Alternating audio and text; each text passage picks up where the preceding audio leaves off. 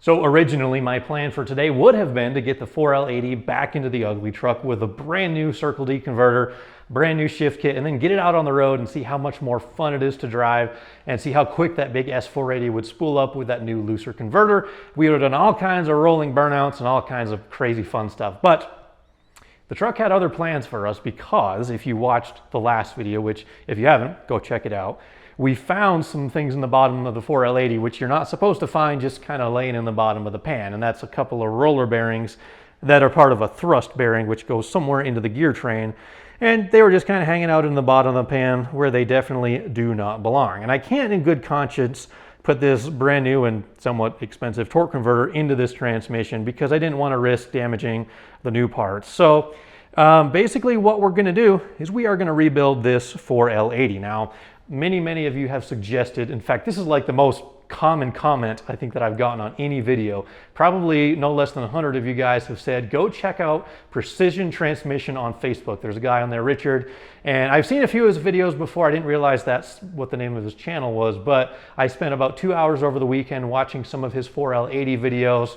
So I got a fairly good understanding of how these things go together and come apart. I ordered a bunch of parts, I ordered a bunch of tools, and in about a week and a half, all that stuff should show up here, and we'll get to work on the 4L80, and I am going to attempt a rebuild on my own. Now, a lot of people can just take a 4L80 or any transmission, just kind of dump it out on the table, completely disassemble everything, and then somehow remember exactly how it goes back together. But I'm not one of those people. I can't do that. I haven't done enough transmissions to just remember where every last piece goes, you know, the order of all the pistons and the gears and things like that. But I can take it apart one at a time, take apart each individual cluster or clutch pack, put new parts in there and put it back together. And that's exactly what we're going to do. I'm going to do some upgrades while we're in there to make it hold a little bit more power.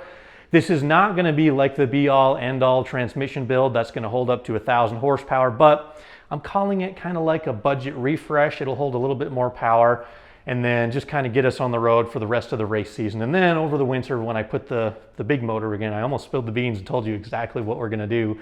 I'm excited to show you guys that.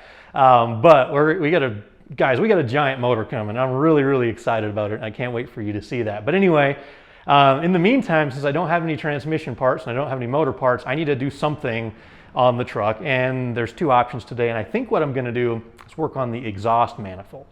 Now, when I got this engine out of the junkyard, it was completely assembled, and I honestly haven't really touched anything. I mean, stock ring gap, stock cam, stock valve springs, everything on the inside of this engine and some of the things on the outside have not been touched, and one of those things includes the exhaust manifold here on the driver's side.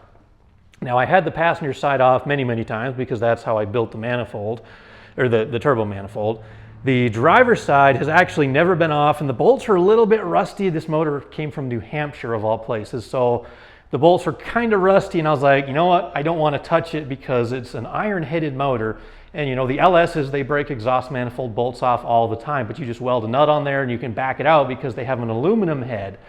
But these iron heads, they kind of grip onto those bolts a little bit more, and so I was worried that if I broke something off, it would be a world of trouble. So until recently, it hasn't been a huge problem just running the original gasket that's in there. But when you're running a turbo setup, there's a lot more drive pressure on the exhaust, and it has caused an exhaust leak. And I'm fairly certain I've narrowed it down to the exhaust manifold on the driver's side of the engine. So today, since I've got half of the hot side of the exhaust off anyway, we're going to attempt to take off the manifold. Hopefully, I've got my fingers crossed, we're not going to break any bolts, and this will be a painless job.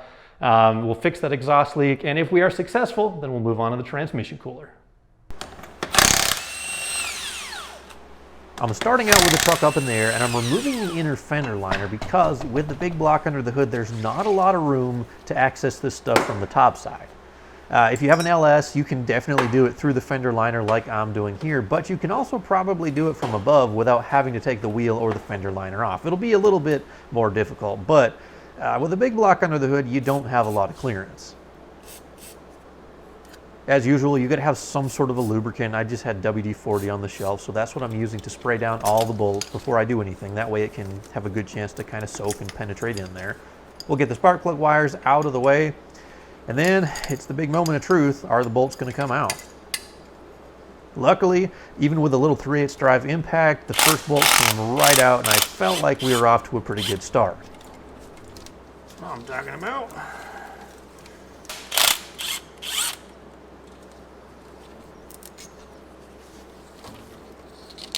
Now, if you have some sort of a cutting torch or something that can get those nuts like cherry red hot, that's probably the best way to go when dealing with really rusty hardware.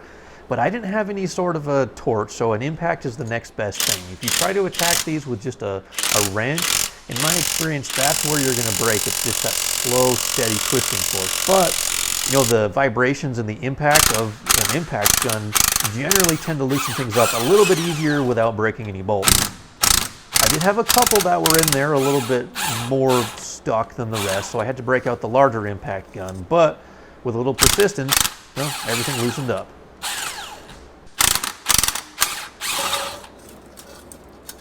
It is a fairly tight fit between the manifold and the steering shaft as well, but you just got to kind of twist it and turn it the right way, and it'll eventually come out from the bottom. I do not think I would be able to get this one out from the top. So really awesome news, guys. All 8 fasteners came out without a hitch. Now I'll show you those in just a second, but first let me show you the back side of the manifold. Also, we did get lucky because this is the leak. There was 2 ports. Number 1, this was the worst one. You can kind of see all that black kind of soot right around there. And number, let's see, 1 through 7 also leaked a little bit.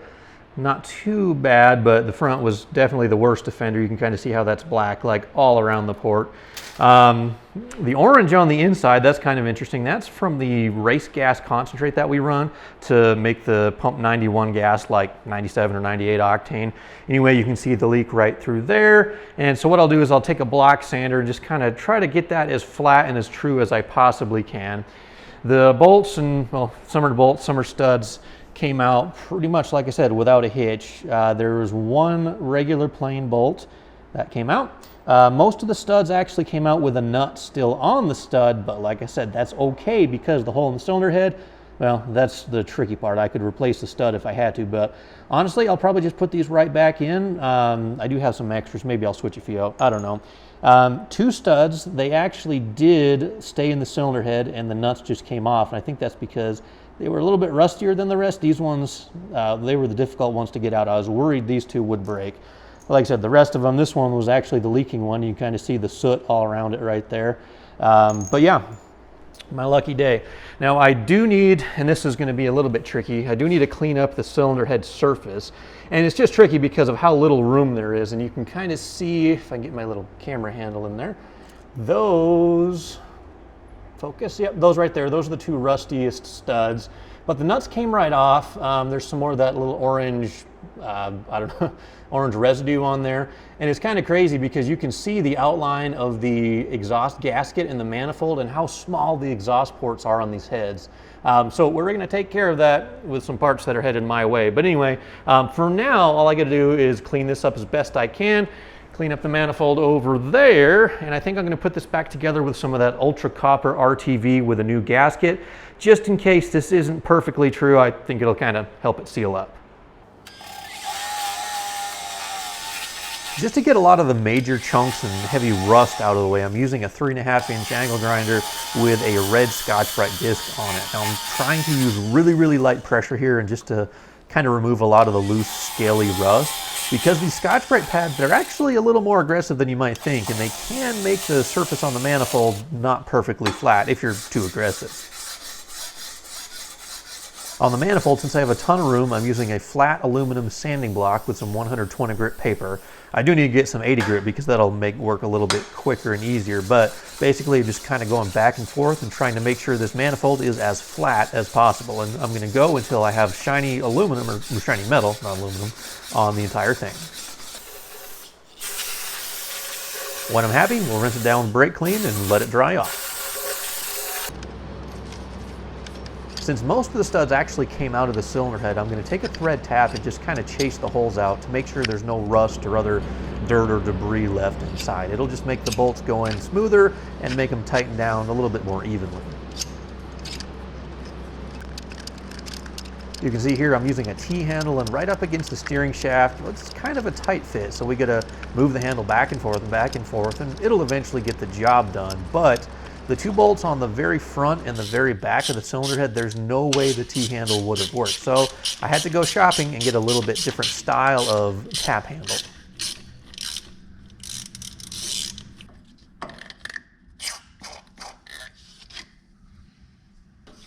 I like to use some WD-40 just to kind of push out any debris that's left in the hole, and then follow that up with some brake cleaner. That seems to be a pretty good combo to make sure there's no trash or dirt left in the hole.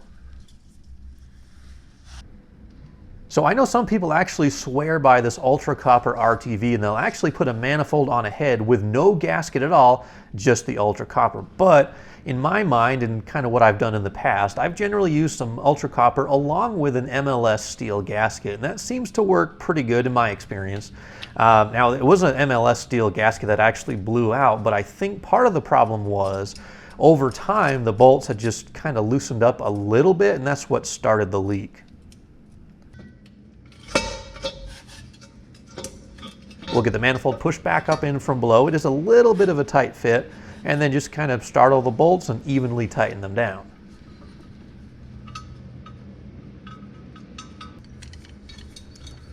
Now, I didn't show you every single step of tightening all the hardware, but basically I just kind of start in the middle and work my way out, evenly tightening them in probably 2 to 3 equal steps.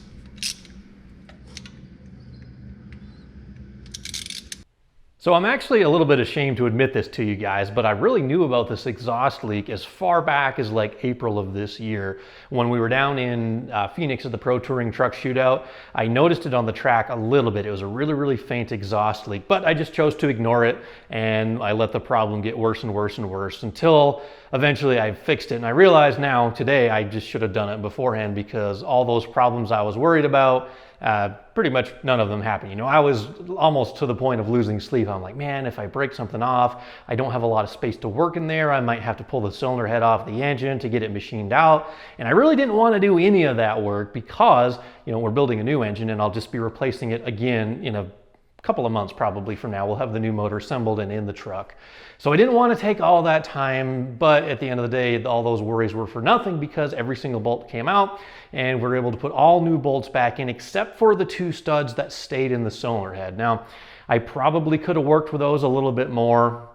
I probably could have got them out and tapped them like I did the rest, just to chase the holes out and then put new bolts in. But like I said, the studs were in there, they're pretty solid, the nuts screwed right back on without any extra effort needed. So I figured I'll just let good enough be, and we got all, other than those 2 studs, we got all brand new fasteners in there. A couple of notes on the job: if you're gonna do it on an 8.1, it takes an M8 by a 1.25 bolt on the exhaust manifold. That's the same size as you LS guys would use. Now, this is a bottoming tap, which basically means it has the little teeth on the thread tap cut down a lot further than a tap that's designed for like starting threads.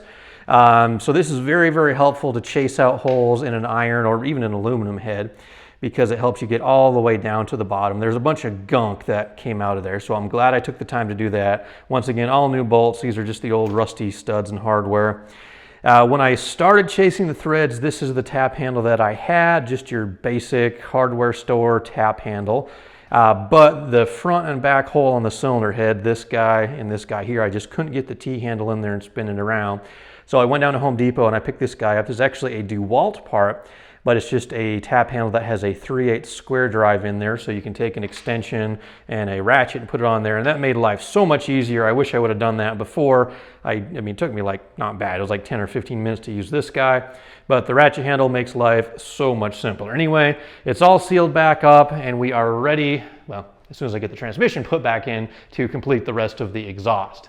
Now, when I started out this video, I told you guys I was going to try to put the trans cooler in place, but I'll admit I kind of dragged this job out over the last couple of days. I had a few side projects I was working on unrelated to truck stuff. So this is where I'm going to stop the work for today, but I do want to at least show you what we're going to be installing to keep this transmission cool. Because remember, a higher stall converter and more horsepower equals more heat, and we want to keep the transmission nice and cool. So you guys know trucks, you know the TruCool 40K is kind of like the go-to cooler. So I picked one up. I actually didn't realize it was made by like the Dana company that makes a lot of OE parts and stuff like that. So yeah, Dana high performance coolers, TruCool 40K. I'll put the part number up on the screen here. It does come with a whole bunch of adapters and stuff like that, but I'm actually waiting on, another reason why I haven't put it in, an adapter to go to a -6 AN right here. This is a, I believe it's a 5/8 inverted flare is what the fitting is, but instead of using a hose barb, I'm going to adapt to AN from the cooler all the way down to the transmission. I do have these special fittings. This one here is a special fitting, and I'll show you that when we tear apart the 4L80. But anyway, that's what we're going to be running for a trans cooler. I am going to take the transmission cooler in the radiator completely out of the loop because this is kind of like a race truck. I'm not going to be driving it in cold temperature often, and I think it'll work just fine without the cooler in the radiator. Last but not least, got a pair of clusters here. This one was actually sent to me from my friend Nick Johnson down in Texas. This is for the Suburban. Just wanted to show you it because it's kind of cool. We have two Denali clusters, one from a 99 for the GMT 400 and one for a 2001. This is from a 102 Denali, and I'm going to be putting this one in the UglyTruck because this right here has a, well, two reasons. Number one, has a trans temp gauge, so I can actually keep an eye on the 4L80 to make sure it's running at a good temperature.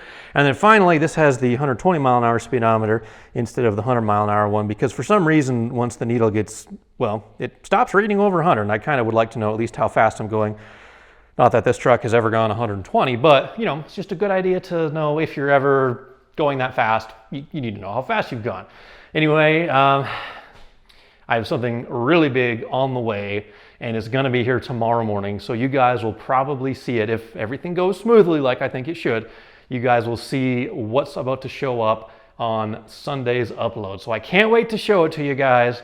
All I'm going to say is it's big and it's really exciting. Anyhow, thank you for watching. You know what to do. Click the subscribe button if you haven't already, and if you enjoy cool, fun truck content, click the like button. There's three things you need to click: comment, subscribe, and like. That really helps out the channel, it helps it grow. We are trying to reach 100,000 subs by the end of this year, 2021.